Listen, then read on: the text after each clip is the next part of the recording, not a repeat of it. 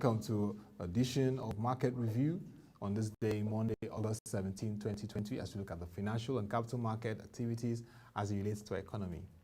Today, we focus on the equities market, and let's give you a lineup of what we have for today. First, we begin with the pre-share analysis on the previous equity market performance for the previous week, Quadros research perspective on the equities market week performance, and then some alerts that came through the weekend from Transcorp stock updates and WAPIC insurance stock updates. Also, we'll bring you FBN Quest analysis on Dangote Cement's second quarter 2020 reports, and one of the quoted companies on the Nigeria Stock Exchange, Guinness Nigeria, reported a fire incident. Now it's going to happen. We've been talking about it. We've been really making a case for it, and now it's going to happen. The first ever Security Exchange Commission Capital Market Committee virtual meeting. That's going to be a virtual webinar. It's holding this week. We'll bring you further updates and insights in this program. Let's begin from pre-shares analyst reports for the previous week equity market performance. It showed that the NSE ASI inched up by plus 0.63% week on week. On top, gainer and loser sector indices, NSE Oil and Gas Index closed positive with plus 5.92%, while the NSE Industrial segment dipped by minus 2.71% week on week. During the week, the GOTE index for the Dangote group declined by minus 3.82%, while the Tony index also advanced by minus 0.43% week on week. Those two indexes are developed by ProShare. Now let's go to the Quadros research report on market activities for the previous week. It begins with the global level. The global equities market space were broadly positive on improving economic data, rising hopes over a COVID-19 vaccine, and general optimism about a global economic recovery. Consequently, the U.S. Dow Jones Index closed at plus 1.7%, while the S&P closed at plus 0.7%. Stocks were set to close the week higher in terms of the analysis. In addition to the preceding week, European stocks Europe closed at plus 1.2%, while the FTSE London closed at 100 plus 0.9%. Stocks were also set to close the week higher following the telecoms sector major acquisition announcement. For the Asian stocks, Nikkei 225 closed at plus 4.3%, while the SSC closed by plus 0.2%. Stocks were also up on the U.S. stimulus hopes, and as some weak consumption data reinforced expectations that the Chinese government will take more measures to boost domestic demand. For the emerging markets, the MSCI EM closed at plus 0.6%, and frontier markets, MSCI FM, closed at plus 2.0%. Stocks were also set to end the week higher following the gains in South Korea, plus 2.4%, and Kuwait closing plus 3.1%. And so for the first time since January, domestic bourse closed higher for the third successive week, primarily driven by foreign investors taking positions in fungible stocks. That's looking like a good plus for the Nigerian Stock Exchange. Specifically, Airtel Africa plus 9.2%, Nigeria Breweries plus 12.5%, and Seplat plus 10%. They were the major drivers of the world market gains, with All Share Index closing the week 0.6% higher at 25,199.84 basis points. The year-to-date loss moderated to minus 6.1%, while the MTD, that's the gains, increased to 2.0%. Performance across sectors within the coverage was broadly positive, according to Quadros, with the oil and gas, like earlier stated, plus 5.9%, consumer goods, plus 2.2%, and insurance, plus 1.1%. The indices all recorded gains. The banking index was flat, while the industrial goods closed at minus 2.7% index. Now, here are their views containing the conditions around the market. According to Quadros, they continue to favor cautious trading as risks remain on the horizon due to a combination of increasing number of COVID-19 cases in Nigeria and weak economic conditions. Thus, Quadros is advising that investors should seek trading opportunities in only fundamentally justified stocks. That's to all investors from Quadros.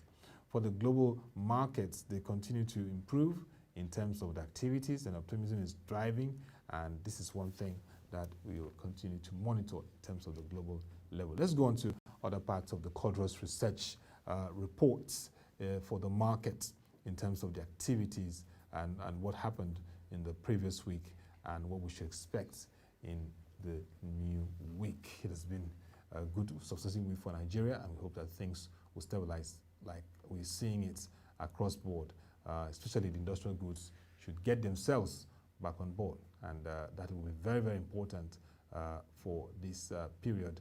The caution is there, is important for investors, and also the values for fundamentally justified stocks. Now, over the weekend, we had the alert in terms of companies that showed alerts in their trading activities. First, it came from Transcorp. Transcorp at the close of trading last week pulled a total volume of 105.49 million units of shares of Transcorp PLC, which valued at 61.39 million naira, which was traded. This represents 40.88% of the total market volumes of 258.08 million, while the value of Transcorp shares traded represented 3.66% of the total market value traded, which was put at 1.68 billion naira. Furthermore, the volume traded represented 0.26% of Transcorp's total shares outstanding, put at 40.65 billion shares, while the value of the shares traded represented 0.25% of Transcorp market capitalization as at August 13, 2020. A comparison of Transcorp's volume traded with the previous 3 days trading volume revealed that it increased by 1,269.19%. That was huge. The share price of Transcorp moved down by a tick size of 4.76% to close at 60 kobo at the close of trading previous week from the previous price of 0, that's 63 kobo. WAPIC also showed an alert in terms of its trading stock at the close of trading from previous week. It came up with a value of 33.36 million naira, which was traded. This represented 20.95% of the total market volumes of 482.52 million, while the value of WAPIC shares traded represented 0.74% of total market value traded, which was put at 4.52 billion naira. Furthermore, the volume traded represented 0.42% of WAPIC Insurance total shares outstanding, put at 23.99 billion shares, while the value of shares traded represented 0.42% of WAPIC Insurance market capitalization as at August 14, 2020. A comparison of WAPIC's insurance volume for previous week traded showed the previous day's trading volume revealed an increase by 1,409.54%. The share price of WAPIC moved down by a tick size of 2.94% to close at 33 kobo at the close of trading from the previous price of 0.34 kobo as at Friday last week. Now let's go on to an analysis from FBN Quest on the Dangote Cement second quarter 2020 results, which was a positive surprise, yes. Although sales were hurt in the Nigeria and Pan-African market due to COVID-19 related restrictions put in place in second quarter, the impact of the pandemic was limited. That's what FBN Quest says.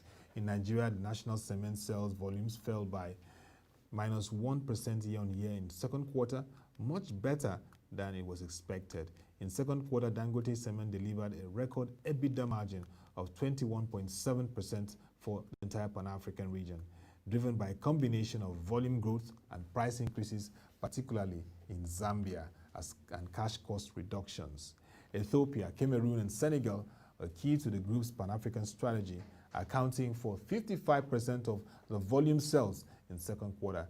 FBN Quest continues to expect solid growth for these countries, projecting unit volume growth of 16% year-on-year, 15% year-on-year, and 6% year-on-year for Cameroon, Senegal, and Ethiopia, respectively, for the 2020 performance.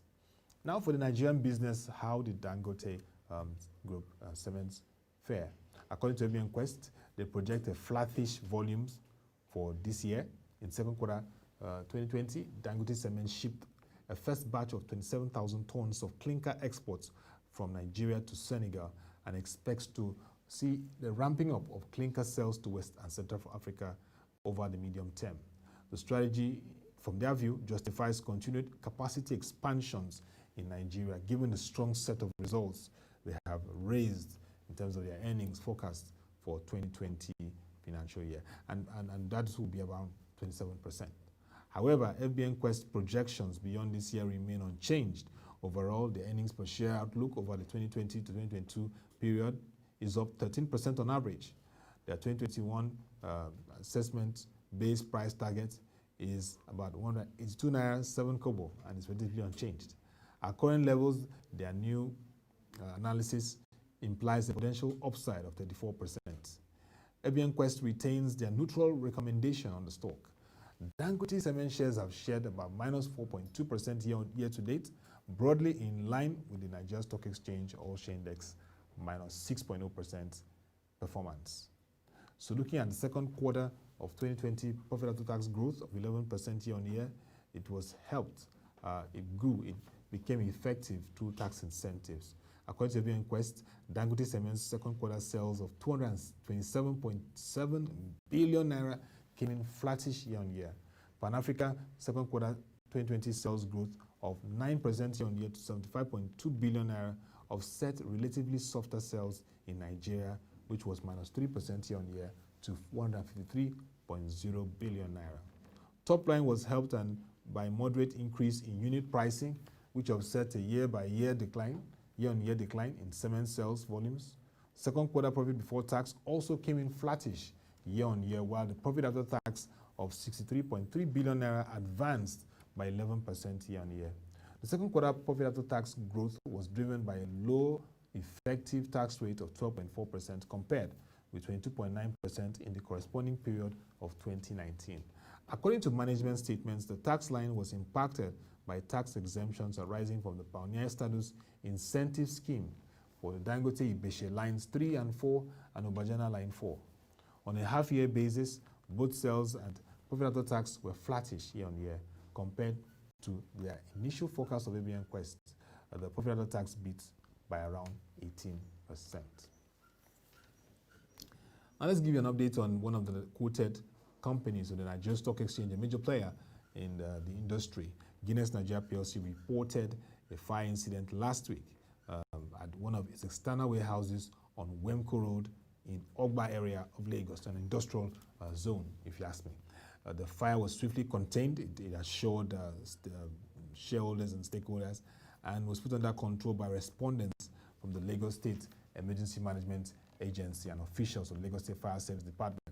Fortunately, there were no injuries or major material loss resulting from the incident, as the warehouse is used to store empty crates. Their major production operations takes place in Benin and Ogba breweries.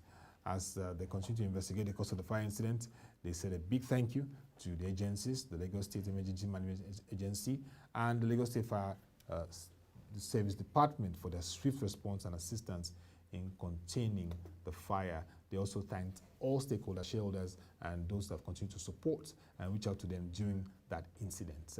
Guinness Nigeria says it remains committed to ensuring the health and safety of its employees and the communities where they operate and will continue to maintain that standard. So it was a positive story at the end. It wasn't really a devastating fire outbreak, and it is good that quoted companies in the market continue to engage, to share information, to provide that needed impetus on what's happening in their industry. Don't forget that Guinness also informed us of a profit warning earlier, and of course we've seen their performance. So we need more information from the market players. They need to give insight on what's happening in their space so that market players will continue to identify with them and take necessary steps. So that's a good one. And once again, just appreciating efforts like Guinness said, Lagos State Emergency Management Agency and Lagos State Fire Service Department. That is a good feedback and an encouragement to relevant agencies involved in disaster management, state governments, federal government, to invest more in them because they're very critical. A vibrant market is key, and that can only happen when we have effective agencies to avert disaster experiences, because we don't plan for it, we don't wish it, but when it happens, there must be a response quickly to address any imminent disaster that can affect assets. When those assets are affected, it will also affect revenue and has implications for shareholders and all stakeholders in the market. Now let us go on to something that has been much awaited. We've been talking about it, we've been emphasizing it, and now it's going to happen. It's the first Securities and Exchange Commission Capital Market Committee virtual webinar. Now, the Capital Market Committee is a solid committee. It's a robust committee that brings together all key stakeholders in the capital market to discuss developments, programs, activities, plans, and how to move the capital market forward. So it is a very critical committee and anchored by the Securities and Exchange Commission, the apex regulator of the capital market, chaired by Director General of the Securities and Exchange Commission. So yes, it's going to happen this week.